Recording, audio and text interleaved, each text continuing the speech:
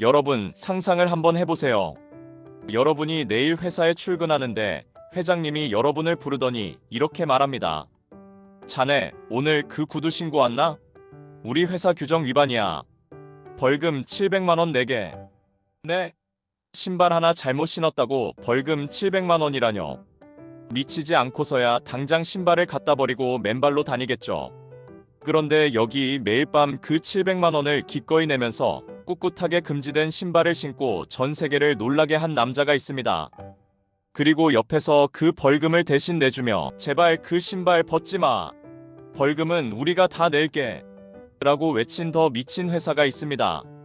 네, 바로 농구 황제 마이클 조던과 오늘날 세계 1위 스포츠 브랜드 나이키의 이야기입니다.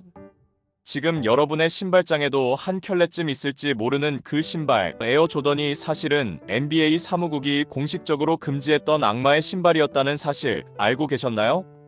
파산 직전의 삼류 브랜드였던 나이키가 어떻게 이 벌금 덩어리를 이용해 전 세계를 정복했는지 그 소름 돋는 비즈니스 반전 드라마. 지금부터 그 내막을 낱낱이 파헤쳐 드립니다. 시계 바늘을 1984년으로 돌려보겠습니다. 지금의 나이키는 승리의 여신 그 자체지만 1984년의 나이키는 말 그대로 패배자에 가까웠습니다. 당시 미국 운동화 시장의 상황은 지금과 완전히 달랐습니다. 1970년대 후반 미국을 강타했던 조깅 열풍이 식으면서 잘 나가던 나이키의 매출은 곤두박질 쳤죠. 주가는 반토막이 났고 창고에는 팔리지 않는 재고가 산더미처럼 쌓여 있었습니다. 심지어 직원의 30%를 해고해야 할 만큼 회사가 휘청거렸죠. 당시 농구화 시장을 지배하던 건 누구였을까요? 바로 컨버스와 아디다스였습니다. NBA 슈퍼스타 매직 존슨, 레리 버드 같은 전설적인 선수들은 모두 컨버스를 신고 뛰었습니다. 좀 힙하다는 친구들은 전부 아디다스를 신었죠. 나이키는 그때까지만 해도 그거 육상 선수들이나 신는 촌스러운 신발 아니야? 이런 취급을 받았습니다. 나이키의 창업자 필 나이트는 절박했습니다. 이대로 가면 우리 회사는 망한다. 판을 뒤집을 한 방이 필요해. 그들이 찾은 돌파구는 당시 막 프로에 데뷔하려던 21살의 신인 마이클 조던이었습니다. 하지만 여기서 첫 번째 문제가 발생합니다. 마이클 조던은 나이키를 끔찍이도 싫어했습니다. 조던은 대학 시절 내내 컨버스를 신었고 개인적으로는 아디다스의 광팬이었습니다. 나이키 스카우터가 조던에게 미팅을 요청했을 때 조던의 반응은 아주 차가웠습니다. 나이키? 난 안 가. 아디다스랑 계약할 거야. 나이키 마케팅 담당자였던 소니 바카로는 발을 동동 굴렀죠. 그는 조던의 잠재력을 알아본 거의 유일한 사람이었거든요. 소니 바카로는 조던을 설득하는 게 불가능하다고 판단하고 전략을 바꿉니다. 바로 조던의 부모님, 특히 어머니인 델로리스 조던을 공략한 거죠. 어머니, 아디다스는 이미 스타가 너무 많습니다. 거기 가면 조던은 그냥 여러 모델 중 한 명이 될 거예요. 하지만 우리 나이키에 오면 조던이 곧 나이키가 되게 해주겠습니다. 이 말에 마음이 움직인 어머니는 조던에게 반강제로 명령합니다. 마이클, 그냥 가서 말이라도 들어봐. 그게 예의야. 어머니의 등살에 떠밀려 조던은 억지로 비행기를 타고 나이키 본사가 있는 오리건주로 향합니다. 표정은 잔뜩 찌푸린 채로 말이죠. 미팅 장소에 도착한 조던. 나이키는 그를 위해 모든 것을 걸었습니다. 당시 신인 선수의 평균 계약금이 얼마였는지 아십니까? 약 10만 달러 정도였습니다. 그런데 나이키는 조던에게 무려 50만 달러, 지금 돈으로 환산하면 수십억 원에 달하는 돈을 5년 계약으로 제시합니다.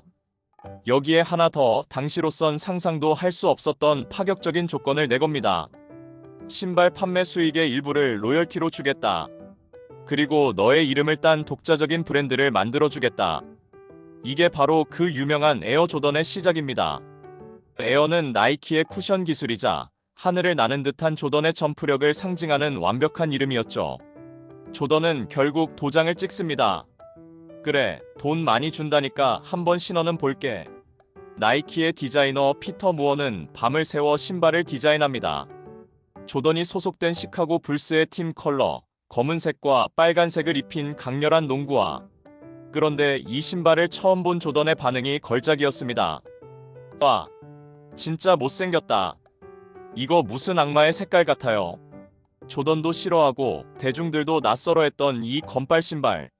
하지만 진짜 문제는 따로 있었습니다. 바로 꽉 막힌 NBA 사무국이었습니다. 1984년 10월 18일 마이클 조던은 프리시즌 경기에서 처음으로 에어 조던1을 신고 코트에 등장합니다. 하얀색 농구화만 가득하던 코트에 새빨갛고 검은 신발을 신은 조던의 모습은 그야말로 충격이었습니다. 마치 턱시도를 입은 사람들 사이에 혼자 빨간 가죽 자켓을 입고 나타난 꼴이었죠. 당시 NBA에는 아주 엄격한 복장 규정이 있었습니다. 선수의 신발은 51% 이상이 흰색이어야 한다. NBA 총재였던 데이비드 스턴은 경로했습니다. 즉시 나이키와 조던에게 경고장을 날립니다. 그 신발은 규정 위반이다. 당장 벗어라. 만약 또다시 그 신발을 신고 경기에 나오면 경기당 벌금 $5,000를 부과하겠다. 신인 선수였던 조던은 겁을 먹었습니다. 아니, 경기 한 번 뛸 때마다 700만 원이 날아간다고? 연봉 다 털어도 모자라겠네. 저 안 신을래요. 보통의 기업이라면 여기서 꼬리를 내렸을 겁니다. 죄송합니다. 흰색을 더 칠해서 규정을 맞추겠습니다. 하지만 나이키는 달랐습니다. 궁지에 몰린 나이키는 이 위기를 기회로 뒤집을 미친 생각을 떠올립니다. 나이키 경영진은 조던에게 이렇게 말합니다. 마이클, 걱정 말고 계속 신어. 벌금? 그거 우리가 다 내줄게. 나이키는 매 경기마다 조던의 벌금 $5,000를 대신 납부했습니다. 심지어 조던이 벌금을 내고 신발을 신는다는 사실을 동네방네 떠들고 다녔죠. 그리고 전설로 남은 TV 광고를 제작합니다. 화면에는 젊은 조던이 농구공을 튀기며 서 있습니다. 카메라는 천천히 그의 빨간 신발을 클로즈업합니다. 그리고 검은색 바가 신발 위를 덮으며 내레이션이 흐릅니다. 10월 15일 나이키는 혁명적인 농구화를 만들었습니다. 10월 18일 NBA는 이 신발을 경기장에서 퇴출시켰습니다. 하지만 다행히도 NBA가 당신이 이 신발을 신는 것까지 막을 수는 없습니다. 쾅! 이 광고는 미국 전역을 뒤집어 놓았습니다. 사람들의 뇌리에는 이렇게 박혔습니다. NBA가 금지했다고? 도대체 얼마나 대단하길래? 저걸 신으면 나도 조던처럼 날 수 있어서 금지한 건가? 기성세대가 하지 말라는 거 나도 한번 해보고 싶다. 이것이 바로 심리학에서 말하는 로미오와 줄리엣 효과입니다. 하지 말라고 하면 더 하고 싶어지는 인간의 청개구리 심리를 정확히 찌른 거죠. 그 신발은 이제 단순한 농구화가 아니었습니다. 권위에 대한 저항, 자유, 혁명의 상징이 되어버린 겁니다. 결과는 어땠을까요? 나이키는 에어 조던1 발매 첫 해 목표 매출을 $300만 잡았습니다. 한화 약 40억 원. 하지만 뚜껑을 열어보니 발매 첫 해에만 무려 1억 2,600만 달러어치가 팔렸습니다. 한화 약 1,600억 원. 목표치의 40배가 넘는 기록적인 대성공이었습니다. 신발 가게 앞에는 이 금지된 신발을 사려는 사람들이 밤새 줄을 섰고 재고가 들어오는 족족 순식간에 동이 났습니다. 이 사건을 계기로 나이키는 단숨에 컨버스와 아디다스를 제치고 농구화 시장의 절대 강자로 떠오릅니다. 조던 역시 신인왕을 거머쥐며 코트를 지배했고 나이키와 조던은 단순한 스폰서 관계를 넘어 스포츠 역사상 가장 위대한 파트너십을 구축하게 되죠. 만약 그때 나이키가 벌금이 무서워서 조던, 그냥 흰색 신발 신자라고 했다면 어떻게 됐을까요? 아마 지금의 나이키 제국은 없었을지도 모릅니다. 그리고 우리가 열광하는 스니커즈 문화도 훨씬 늦게 탄생했겠죠. 오늘의 비즈니스 TMI 어떠셨나요? 나이키의 성공 요인은 단순히 좋은 신발을 만들었기 때문이 아닙니다. 그들은 위기를 스토리로 바꿨습니다. NBA의 징계라는 악재를 우리는 낡은 규칙에 저항한다는 브랜드 철학으로 승화시킨 것이죠. 우리의 인생이나 비즈니스도 마찬가지 아닐까요? 누군가 당신에게 그건 안 돼, 그건 규칙 위반이야라고 말하며 막아설 때 그것을 장애물로 여길지 아니면 나를 더 돋보이게 할 무대로 만들지는 우리의 선택에 달려있다는 것을요. 마이클 조던은 은퇴했지만 에어 조던은 여전히 매년 수조 원의 매출을 올리며 전설을 이어가고 있습니다. 벌금 700만 원이 만들어낸 수조 원의 기적.